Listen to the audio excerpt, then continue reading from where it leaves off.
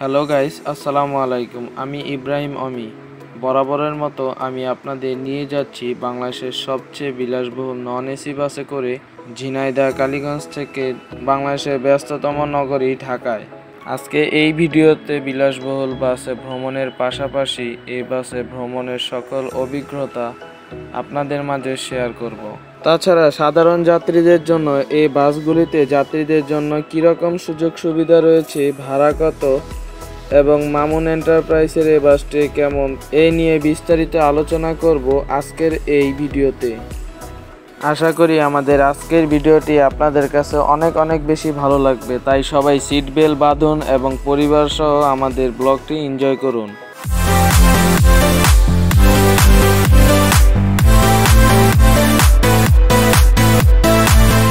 So guys, আজকে আমি মামুন এন্টারপ্রাইজের হিনোএকে-1 যে নন এসি বাসটিতে ভ্রমণ করতে যাচ্ছি। সো গাইস, এটি হলো আমার ট্রাভেল ব্লগ নাম্বার 3। এর আগে আমি আরও দুটি ট্রাভেল ব্লগ করেছি। আপনাদের সহযোগিতায় আমি আমার আই বাটনে আমি লিঙ্কগুলি দিয়ে দিব, চাইলে আপনারা দেখে আসতে পারেন।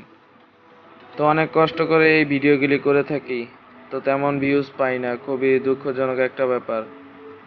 তো এখন আছি আমি মামুন এন্টারপ্রাইজের কাউন্টারে, কালীগঞ্জ কাউন্টারে। তো এখান থেকে আমি 700 টাকা দিয়ে আমার টিকিটটি ক্রয় করে নিলাম। সো গাইস, আমার সিট নাম্বার ছিল G2, মানে একবারে পিছের দিকে। তো সন্ধ্যা 7টা 15 মিনিটে আমার বাসটি আসে কালীগঞ্জ কাউন্টারে। তো আমি অল্প কিছুক্ষণের মধ্যেই বাসটিতে উঠে যাব। আমি আমার লাগেজ দিয়ে দিয়েছি অলরেডি। এখন আমি বাসটিতে উঠব। তো বিসমিল্লাহির রহমানির রহিম বলে বাসে উঠে পড়লাম। বাসে উঠে দেখতে পেলাম প্রায় সিটগুলো পুরোটাই বেশিরভাগই ফাঁকা, কারণ এখনো কোনো যাত্রী ওঠে নাই। অবশ্য ঝিনাইদহ টার্মিনাল থেকে যাত্রী উঠে যাবে। তো আপনারা এই সামনে যে দুইজন লোক দেখতে পাচ্ছেন, এরা দুইজন ছিল পোক। তো আমি এই বাসের কিছু খারাপ দিক এবং ভালো দিক উভয় দিকই বলার চেষ্টা করব। মূলত মামুন এন্টারপ্রাইজের এই নন এসি বাসগুলি 40 আসন বিশিষ্ট ইকোনমি ক্লাস চেয়ার কোচ বাস হয়ে থাকে। ভিতরের সিটগুলি মোটামুটি ভালোই ছিল।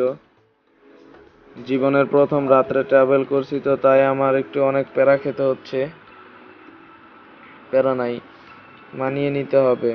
অনেক কষ্ট করে আপনাদের জন্য ব্লগ করছি, আশা করছি আপনারা দেখবেন এবং আপনাদের কাছে অনেক অনেক বেশি ভালো লাগবে। তো আমরা এখন মেন রোডে উঠে গিয়েছি। গাড়ির টান খুবই বেশি। যেহেতু রাত্রে ভিডিও করছি, ভিডিও কোয়ালিটি একটু খারাপ হতে পারে, অবশ্যই ক্ষমার দৃষ্টিতে দেখবেন। আপনাদের আমরা সবসময় সর্বোচ্চ এবং ভালো দেওয়ার চেষ্টা করে থাকি। এর মধ্যে থেকে যদি কিছু হয়ে যায় তাতে আমাদের কিছু করার নাই। যতটুকু পসিবল আপনাদের দেওয়ার চেষ্টা করে থাকি। তো এখন আমি বাইরে দিয়ে দেখানোর চেষ্টা করছি। অল্প কিছুক্ষণের মধ্যে আমরা ঝিনাইদহ বাস টার্মিনালে পৌঁছাবো। তো রাত্রের বেলা গ্লাসের বাইরে মোবাইল বের করে ভিডিও করার একটু মজা নিচ্ছিলাম। যদিও এটা ঠিক না, তবু আমি ব্যালেন্স নিয়ে এই ভিডিওটি করেছিলাম। তো ইতিমধ্যে আমরা ঝিনাইদহ বাস টার্মিনালে প্রবেশ করছি। তো এখান থেকে আমরা কিছু যাত্রী নিব, নিয়ে আবারও ঢাকার উদ্দেশ্যে রওনা হয়ে যাব। তো টার্মিনালে প্রবেশ করে দেখতে পেলাম মামুন এন্টারপ্রাইজের আরও একটি বাস আমাদের মাঝে এসে হাজির হয়ে গেল। তো বাস থেকে নেমে আমি বাসের এক্সটেরিয়র পার্টিও আপনাদের দেখানোর চেষ্টা করেছি। বাসটি আমাদের নতুন ছিল না, বাট বাসটি রিপেইন্ট করার কারণে একটু নতুন নতুন মনে হচ্ছিল। আর এটি হলো ঝিনাইদহ বাস টার্মিনালের অবস্থা। ট্রাভেল ব্লগ করব, নিজের চেহারা না দেখালে কি হয়। আর এই যে এই ছেলেগুলোকে দেখতে পাচ্ছেন, এরা হলো এই বাসের পোক। তারা মাগুরার আগেই নেমে যাচ্ছে। তো এটাই ছিল আমার কাছে তাদের ব্যাড, এবং বরাবরের মতো সুপারভাইজারের ব্যবহার খুবই খারাপ ছিল, যেটা আমি বলতে চাইনি, কারণ ট্রাভেল ব্লগ সত্য কথা বলতে হয়, কিছুই করার নাই। ওনার ব্যবহার খুবই খারাপ ছিল। আর এখন আছি আমরা মাগুরা। মাগুরা ঢুকে গিয়েছি। অবশ্য অল্প কিছুক্ষণের মধ্যেও আমরা আবারও মাগুরা বাস স্ট্যান্ডে পৌঁছে যাব। তো আমার সিট নাম্বার ছিল যেহেতু গোল্ডেন 2, আমি B2 সিটটি ফাঁকা থাকার কারণে আমি সেখান থেকে উঠে ভিডিও করার চেষ্টা করেছি আপনাদের জন্য। শুধু গাইস আপনাদের জন্যই এতগুলো কষ্ট করেছি, না হয় আমি করতাম না। তো আমরা এখন যেখানে আছি সেটি হলো মাগুরা। পাশে দিয়ে রয়্যাল এক্সপ্রেসের এসি বাসটি চলে গেল। এটি হলো মাগুরা এলাকার দৃশ্য। অবশ্য মাগুরা এলাকা খুবই পরিষ্কার পরিচ্ছন্ন ছিল এবং রাতের বেলা খুবই আলোকিত ছিল। তো আমরা মাগুরা বাস স্টেশনের মধ্যে আমরা ঢুকে গিয়েছি, বা বাস টার্মিনাল বলতে পারেন। এখান থেকে মোটামুটি অনেক সংখ্যক যাত্রী নিয়ে আবার আমরা ছুটে চলবো। সোজা বরাবর দেখতে পেলাম এস আলম মানে চাটগাঁয়া বদ্দাকে। তো বাস থেকে নেমে আমি পুরো মাগুরার কাউন্টারগুলোর সবকিছুর ভিডিও করতেছিলাম। ভিডিও শেষে আবারও গাড়িতে উঠে পড়লাম এবং যাত্রা শুরু করলাম। তো এবারের যাত্রা কত দূর দেখা যাক। সবুজ গাছপালা অনেক ভালোই দেখা যাচ্ছে, আর এখন সিট পুরো ফুল হয়ে রয়েছে, যার কারণে আমি আবার গোল্ডেন 2 মানে আমার সিট থেকেই ভিডিও করতে হচ্ছে। কতটুক দেখতে পাচ্ছেন জানি না, তবে অনেকটাই আপনাদের দেখার সুযোগ করে দিয়েছি। চলো বন্ধুরা, গান শুনতে শুনতে আবারও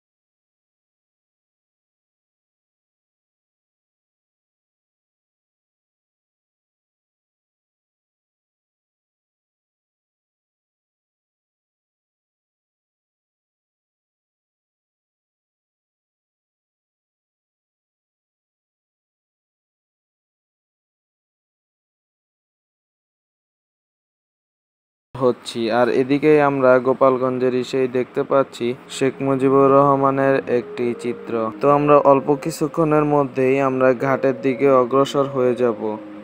প্যারা নাই, রাত বাজে হয়তো 11টা। তো ঘাটে মোটামুটি জ্যাম ছিল।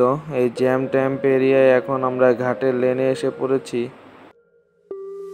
অবশেষে আমাদের ফেরি আমাদের সামনে এসে পড়েছে, তাই আমরা ফেরিতে উঠছি। তো ফেরি থেকে নেমে ফেরি উপরে এবং বাইরে কেমন দেখতে আপনাদের সবগুলোই দেখানোর চেষ্টা করব। আশা করি ভালো লাগবে। তো বিসমিল্লাহির রহমানির রহিম, আমরা ফেরিতে উঠছি। দেখতেই পাচ্ছেন আমাদের ফেরিটি এবার বড়। আগের ট্রাভেল ব্লগে আমি ছোট ফেরিতে গিয়েছিলাম, আর এটি বড় ফেরি আলহামদুলিল্লাহ। সো গাইস, আমি এখন সিঁড়ি দিয়ে ফেরির 3 তলায় উঠে পড়লাম। উঠেই ফেরিতে ক্যান্টিন থাকে, সেখান থেকে কিছু খেয়ে নিলাম। ঝালমুড়ি খেয়েছি, আরও ইত্যাদি ইত্যাদি অনেক কিছুই খেয়েছি, আমার মনে আসছে না। আর এটি হলো ফেরির 4র্থ তলার দৃশ্য। তো আমি প্রথমেই উঠেই ফেরি 3য় তলা 4র্থ তলায় উঠে গিয়েছি, যার কারণে এখনো বেশি মানুষ দেখিনি। আমি যেদিকে যাচ্ছি এই ফাঁকা জায়গাটুকু হলো নামাজের ঘর। ওই যে একজন দাঁড়িয়ে গিয়েছে অলরেডি নামাজের জন্য। আর এখানে পানিতে যদি কেউ ডুবে যায় সেখান থেকে উদ্ধার করার জন্য সরঞ্জাম। তো ফেরির উপর থেকে আমাদের নিচে ফেরিটি দেখতে পাচ্ছেন। তো আমরা ইতিমধ্যে দৌলদিয়া ঘাট ত্যাগ করেছি পাটুরিয়ার উদ্দেশ্যে যাত্রা। তো ফেরি থেকে কিছু ফেরির সিনেমেটিক শট নিয়ে নেই।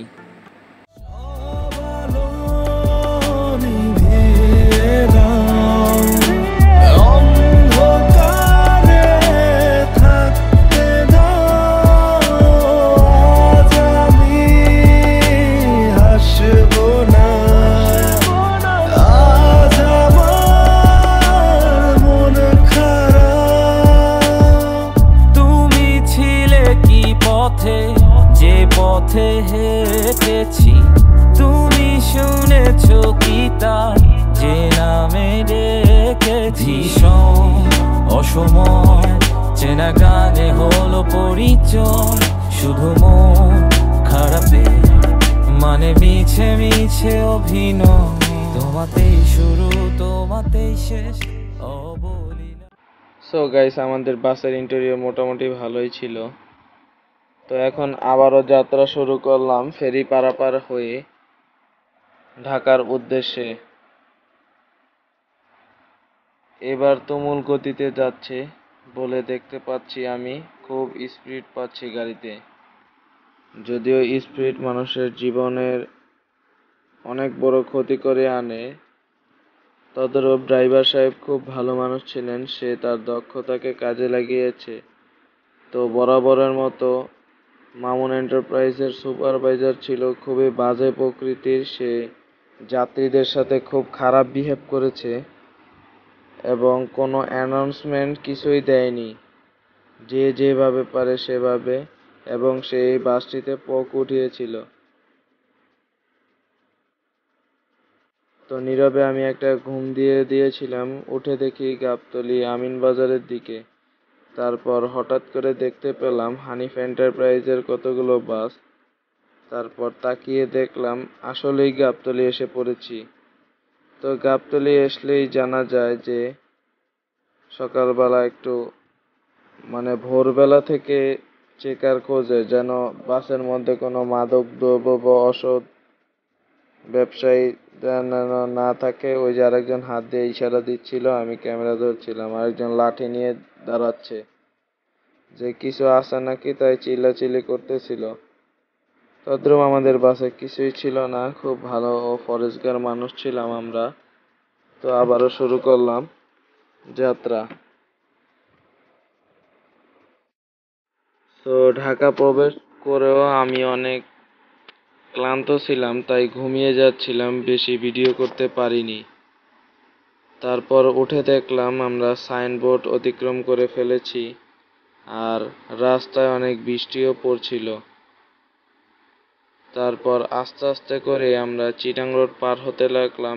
আপনাদেরকে আমি কাশপুর ব্রিজ দেখানোর চেষ্টা করব। রাত 1:25 থেকে 30 মিনিট আমরা কাশপুর ব্রিজের উপরে উঠি। এর মধ্যে একটু কাশপুর ব্রিজ ও রাতের বৃষ্টি উপভোগ করি, চলুন। তো ট্রাক মার্ক ওভারটেক করলাম, আরও কত কিছু ওভারটেক করেছে তা আমার খেয়াল নেই, কারণ আমি ঘুমন্ত পাখির মতো ঘুমিয়ে গিয়েছিলাম। প্যারা নাই, যতদূর করতে পেরেছি ততদূরই আমার জন্য অনেক বড় একটি পাওয়া। কারণ আপনারা যদি আমাদেরকে সাপোর্ট করেন তাহলে আমরা আরও আপনাদের জন্য নিত্য নতুন ভিডিও বানানোর চেষ্টা করব। কত কষ্ট করে ভিডিও করি কিন্তু কোনো ভিউজ পাই না। সো গাইস, যারা এখনও আমাদের চ্যানেলটি সাবস্ক্রাইব করেননি অবশ্যই দয়া করে আমাদের চ্যানেলটি সাবস্ক্রাইব করে ফেলুন। আশা করছি আপনাদের অনেক অনেক বেশি ভালো ভিডিও দিতে পারবো আমি।